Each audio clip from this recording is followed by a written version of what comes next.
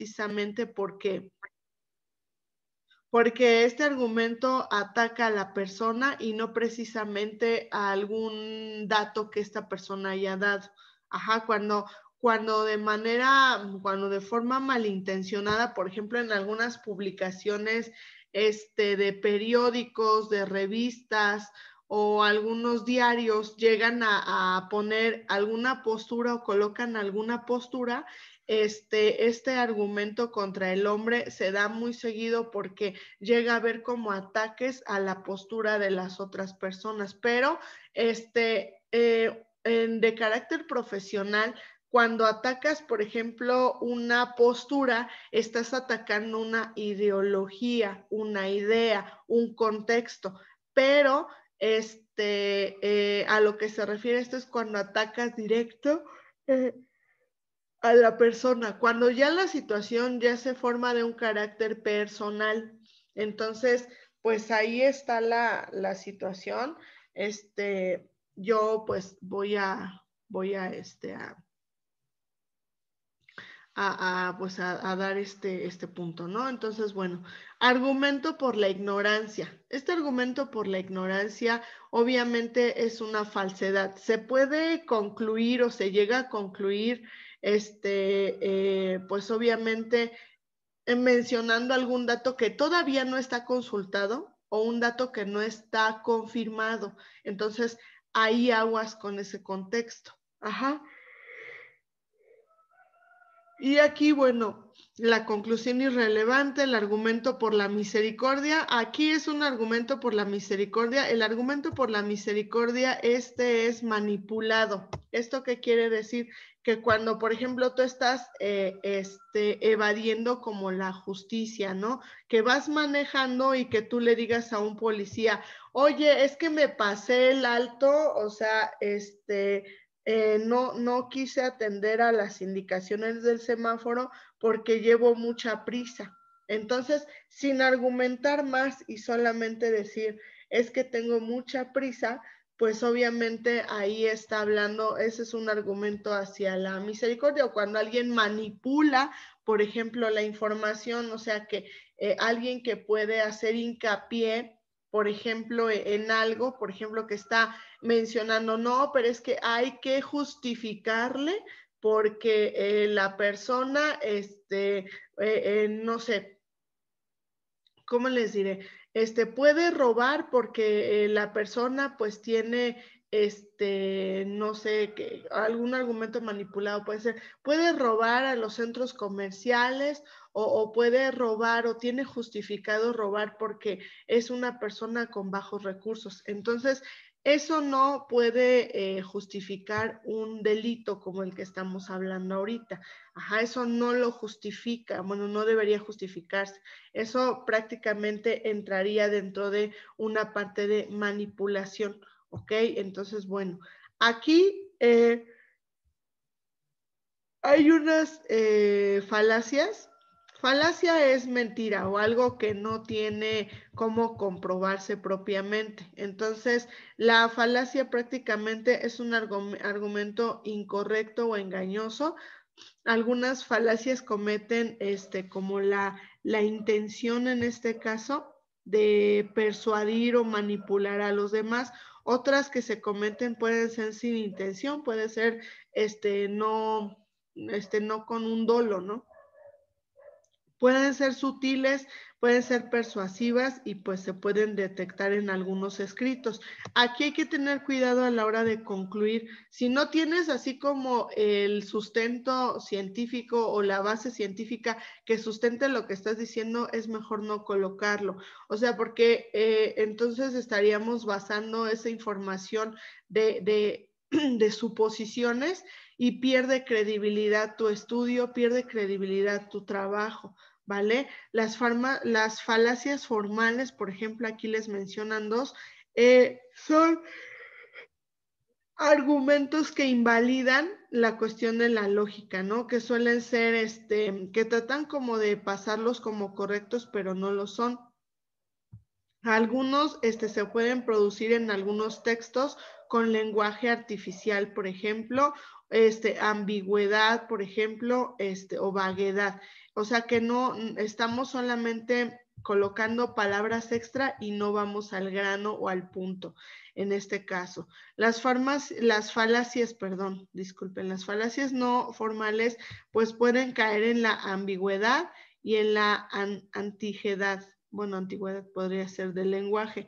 Esto pues tiene que ver precisamente con la claridad con la que se habla. Si se está dando, por ejemplo, un discurso o se está exponiendo algún discurso, este discurso tiene que estar bastante actualizado también. O sea, no podemos hacer, por ejemplo, los oradores como los diputados, senadores, presidente, todas estas personas que se dedican a la oratoria, en este caso que tiene que ver con hacer argumentos convincentes, en algunas ocasiones caen en estas falacias porque no tienen los datos precisos de una situación y la dan por hecho. Entonces, ahí hay que tener cuidado en esta parte de la ambigüedad.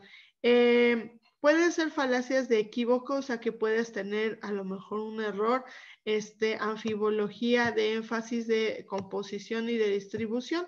En la parte de equívoco, pues habla de buscar o justificar palabras que afirmen un término o que afirmen el significado de algo. Ajá, y esto pues es como tratar de darle razonamiento a lo que no lo tiene.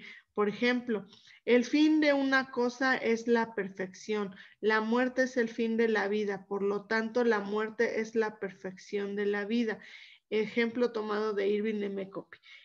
Viene siendo pues obviamente un argumento que cae dentro de la ambigüedad porque no podemos como decir o mencionar que la muerte tiene un grado de perfección. O sea, ¿por qué? Porque no podemos darle un adjetivo calificativo a algo que va a suceder, que es un hecho que va a suceder, pero darle este tipo de denominaciones, pues no nos dice gran cosa, no nos dice nada. Para empezar, la perfección como tal no existe. De anfibología, el razonamiento que busca justificar alguna afirmación asumiendo que asumiendo una o más premisas. Tienen determinado el significado y cuál es el significado avalado por un contexto que se emite. La ambigüedad en ella se deriva en el orden de los términos, las palabras, la oración suele eliminarse con solo cambiar el orden de las palabras. Aquí esa es otra forma de caer en una falacia. Ejemplo, se venden vestidos para novias de segunda mano. A ver, o sea, ahí lo correcto creo que sería se venden vestidos de segunda mano para novias. O sea, ahí hay un problema en la parte del enunciado. Entonces, Rosa Elena compró uno, por lo tanto, ella es una novia de segunda mano. No, más bien ahí estamos dando por hecho un calificativo que era para un vestido, se lo está adjudicando una persona. Cae como en un prejuicio. Énfasis. Consiste en recalcar un aporte de una proposición, de un conjunto de proposiciones. Esto es recalcar, asumir, o sea, como tratar de darle mucha importancia a un hecho, ¿no? Entonces dice, qué bonita se ve hoy. Cuando se lee sin ningún énfasis indebido, se lee que es ciertamente una alabanza, ¿no? Bueno, es pues sí, como una alabanza. Hoy usted está feliz.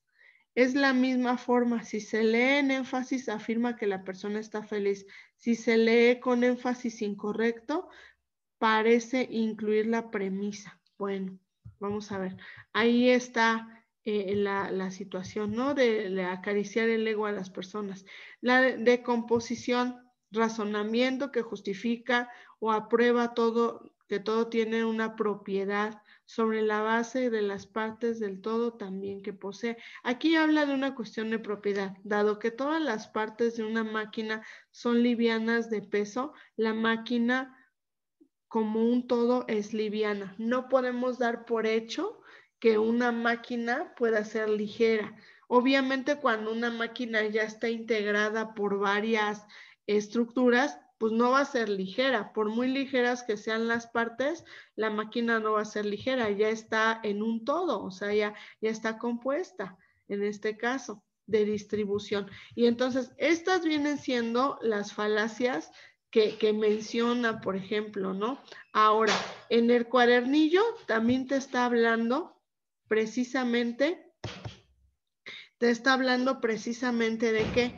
Te está hablando también de las partes que van a ir acompañando una tesis, las partes que van a ir acompañando un libro, una tesina, que en este caso es el prólogo, el índice, el apéndice, el glosario y los anexos. Aquí lo que tenemos que colocar es qué va en cada uno de ellos. O sea, ¿qué lleva el prólogo? ¿Qué lleva el índice? ¿Qué lleva un apéndice? ¿Cómo se compone un glosario, un glosario pues para determinado escrito? ¿Cómo se colocan o qué llevan los anexos? ¿Qué sí se puede incluir y qué no? Entonces, en esa función, lo que vamos a ver es estas partes del libro. O sea, ¿por qué? Porque al fin y al cabo, la tesis y la tesina también vienen siendo como un pequeño libro. ¿Ok? Entonces, pues aquí estamos visualizando las partes, en este caso, las partes del libro, ¿vale? Y si tú te das cuenta, pues la número 1, este es el lomo, la portada, la contraportada, la cabeza, que es esta parte de aquí, el pie, que está en la parte de abajo, y el número 6, que viene siendo, pues le llaman la tripa, ¿no? Que viene siendo lo de adentro del libro. Las partes exteriores. El lomo, ya vimos qué parte es. Las cubiertas o las tapas, pues obviamente son las partes unidas a las hojas. Y bueno, ahí tiene que ver con el nombre del autor, el título, el logotipo. La solapa, pues obviamente es una cubierta que va sobre la tapa. Ajá, sobre la cubierta del exterior puede venir, pues le llaman también camisa, porque luego es un forro, ¿no? De vinilo, de algún material. Las partes interiores del libro les llaman las guardas a las hojas de papel que están colocadas dentro de la encuadernación. Obviamente son unas hojas que están al inicio y que no necesariamente tienen información. Las hojas de respeto o cortesía son las hojas de blanco, de color blanco que están ahí, sobre todo ediciones de lujo, ¿no? Para que te lo firmen o te autografíen. La anteportada o portadilla en este caso, es una hoja en la parte interior ya del libro, puede ir en blanco, aunque también puede venir el título del libro propiamente, y la contraportada, en este caso su anteportada, puede venir en blanco o puede figurar o hablar de la obra, en este caso, ¿no? Del título, por ejemplo. El frotis, en este caso, en la portada cuando va horadada o decorada tipológicamente con grabados, pues puede tener ahí una ilustración, ahí un relieve en algunas ocasiones. La portada, en este caso la página que sobresale del libro, especifica la forma intensa de que se tituló la obra, del nombre del prologista, méritos del autor, cualquier otra explicación. Página de derechos es la que ocupa el reverso de la portada y pues obviamente ahí va a ir figurando los derechos de la imprenta, el pie de imprenta. La dedicatoria, en este caso también es un texto que el autor va a ir datando, obviamente, y lo va a autografiar para alguien o para varios. El prólogo, que es una de las partes que menciona él, en este caso cuadernillo, pues es un texto, ¿no? Es un texto de obra, es un texto que va a hablar precisamente el autor, o el autor aquí se va a dirigir obviamente a la persona que va a leer este libro, se va a dirigir hacia sus lectores, y el prólogo puede denominarse como un prefacio, como una introducción en este caso, ¿no? Que te va diciendo un poquito de qué es lo que vas a encontrar en el libro, ¿no? Las preliminares antiguamente se utilizaban como páginas de anexo e incluían censuras, bueno, en algunas ocasiones. Y bueno, ahí pues ya entraron en una parte de desuso. El índice pues es la relación sistemática del contenido del libro, ¿no? Puede ir al principio o al final de este libro. El índice cronológico puede ser por según los hechos. Los índices geográficos de láminas, por ejemplo, también pueden venir y suelen ir al final de las obras, sobre todo cuando hay ilustraciones dentro del libro. Pueden ustedes encontrar que estos índices por figuras o pies de página van a estar al final. El colofón, en este caso, pues en la obra al final consta de una impresión de donde viene la fecha, el nombre de la impresión. También incluye el número de tirajes y el escudo, en este caso, del impresor, ¿vale?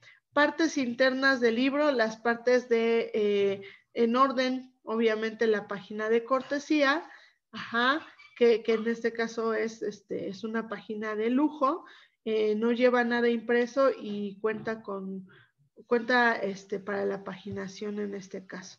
La portadilla, la contraportada, que era la que ya habíamos manejado, la portada, que es lo que lleva, las páginas de los créditos, aquí te está dando un ejemplo, la editorial responsable y pues todos los créditos.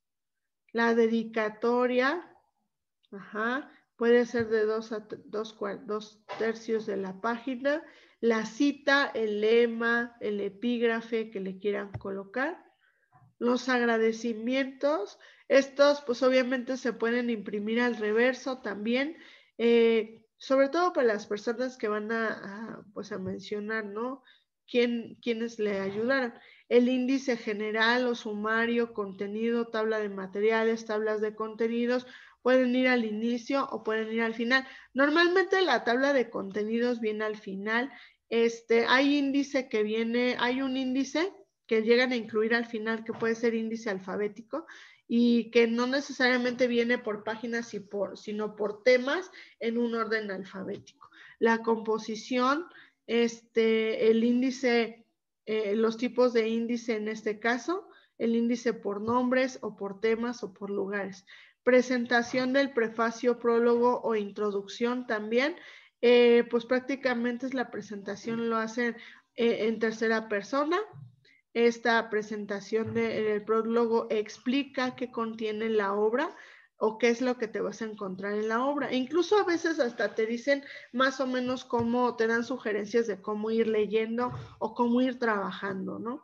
Advertencias o nota preliminar, cómo utilizar esta obra, en este caso. Las columnas, la lista de abreviaturas de los colaboradores que puede haber, puede ir al final. El cuerpo del libro, los capítulos, las portadillas interiores, finales del libro, que en este caso los finales ya era lo que les comentaba yo, los apéndices, anexos, nota, glosario, bibliografía, cronología, índices, fe de ratas. Fe de ratas son marcar errores, ¿no? El colofón, en este caso. Los apéndices son textos que añade el autor como ampliaciones de continuaciones. O sea, amplía un poquito a lo mejor el significado de algo o el discurso. Trata como de darle más énfasis al discurso. Cuando el autor quiere hablar, por ejemplo, de algo más o de algo que no se puede tocar dentro del libro, porque pues no se está hablando precisamente de eso, ¿no? Pero puede hacerse referencia. Los anexos son documentos, en este caso estadísticas, cuadros, que va a añadir el autor, ¿no? O la autora o el autor. Estos cuadros pues pueden ser a lo mejor un estadístico, puede ser a lo mejor una imagen, algún documento, algo así, o cachos, copias de documentos, notas. Normalmente las notas pues pueden aparecer al pie de la página, casi al final, en un listado también puede hacerse las notas, que prácticamente son textos donde te pueden dar como correspondencia con otro capítulo, así de, este capítulo se relaciona con este, y así. El glosario pues es un listado de mínimo 20 palabras o tecnicismos que estás utilizando en tu tesis o tesina, prácticamente. Entonces, pues hasta ahí quedaría la parte de la explicación que les estaba yo comentando.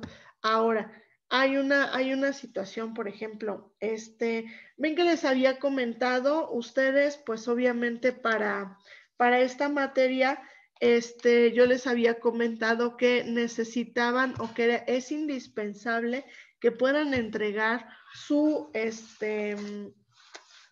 trabajo, su proyecto terminado para el día de ayer, 12 de julio. No, antier, perdón, ya ando toda, para el 12 de julio. Sí, no, 12 de julio, que era el lunes. Entonces, bueno, ya ya fui por los cuadernillos. Todavía no los califico, la verdad, porque estuve subiendo exámenes. Ya tienen ustedes en su Classroom su examen de física. El examen de método no, porque su examen de método prácticamente se va a tomar en cuenta con este último cuadernillo. Es decir, este último cuadernillo para ti equivale tu examen. Ajá. Este examen, pues obviamente tiene que o tuvo que haber sido entregado